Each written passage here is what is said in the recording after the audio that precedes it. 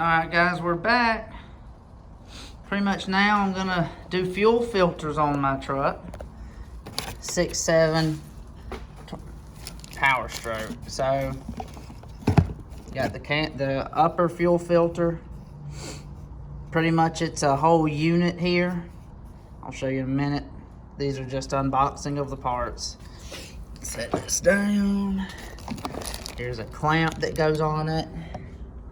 Here's the gasket for the lower fuel filter housing when we pull it out. I'll obviously show you how that works. And then here is the lower fuel filter that we will be installing up under it. You'll see exactly how this goes in here in a few minutes. I used to own a 6.0 Powerstroke, and it was a little bit different because that chassis mounted fuel filter was a pain, and you would wrench on it for 20 minutes. But yeah, well, we're gonna go ahead and get started. That's the factory upper right there. I'm gonna go ahead and get a stool so I can reach it and get started. And I'll show you how the clips work.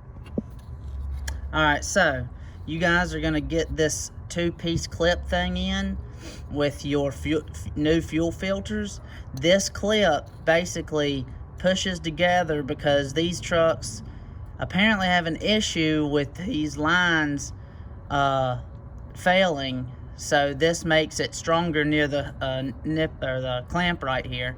And also with this clamp, when you go to pull it off, just pull the red up, and there's these two buttons on each side.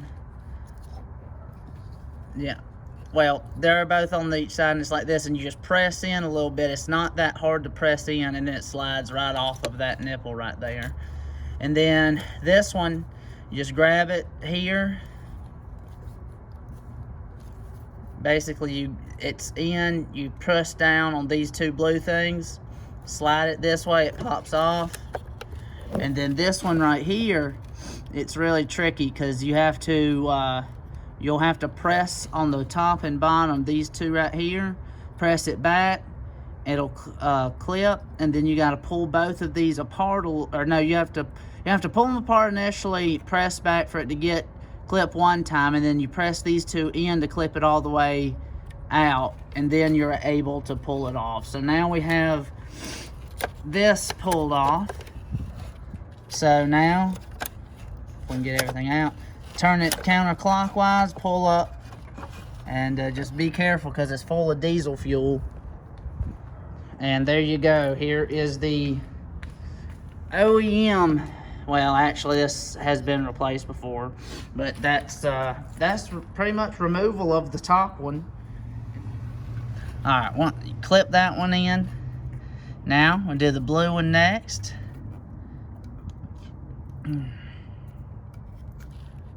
So, what?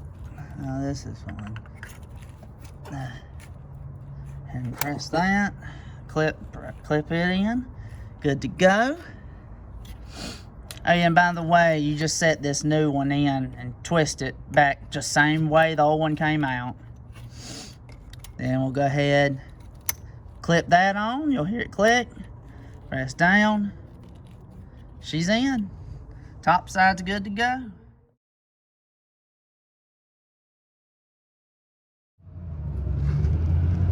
Alrighty, now we're down here at the bottom, and those are 8mm bolts. And then if you want to drain your water, this is where you drain your oil water separator, obviously.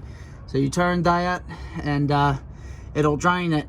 But what I went ahead, since when I was loosening bolts that started leaking already, I went ahead and just opened up the drain valve. So I'll let this drain a little bit and see what's left in the bottom of it for air bubbles, see if there's any, and we'll go from there. So all I gotta do is let this drain, finish pulling apart pulling the bolts out. There's 5, and we'll go from there. All right, well, here it is. It's out. It's a tad dirty. And this is how you video and do this all at the same time. To disconnect the old fuel filter, you pretty much slide out that way. So boom, and it's out. So set that down. Okay, slam it. And then we have that just pretty dirty. Nothing crazy, I don't guess. Just pretty dirty. So alrighty, I'll go ahead and put the new one in. Alright, new gasket is on, new fuel filter is in, and all you do is slide it in and snap. So now all I'm going to do is, it's getting dark outside, unfortunately. So I'm going to go ahead and put this back in. And it's pretty straightforward. Put it in, zap the screws in, tighten them not too tight, and that's it for install, really. Just same way you took it out, you put it in. Alrighty, we got the fuel filters in. All of the lines are clipped in and secure. And just don't forget the electrical connector down at the bottom of the air fuel separator or water fuel separator. And now we're going to prime the pumps. One thing that you should not do when you are, excuse the finger, doing fuel filters is throughout the year, and maybe at the top of your list, you're gonna sell your house this spring, but you gotta do a lot of fixing up before you is just let the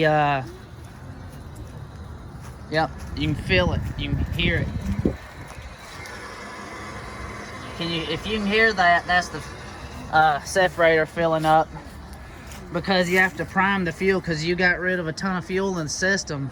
So you have to turn the key on to go ahead and fill that with fuel. That way it can go through the whole system and back up here.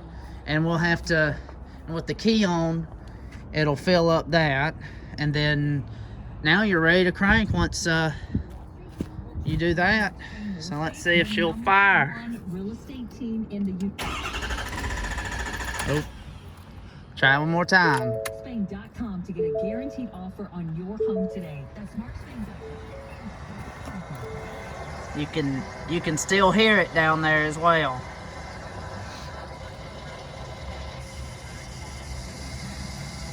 So it may take a few key cycles, so I'll get with you when she fires up.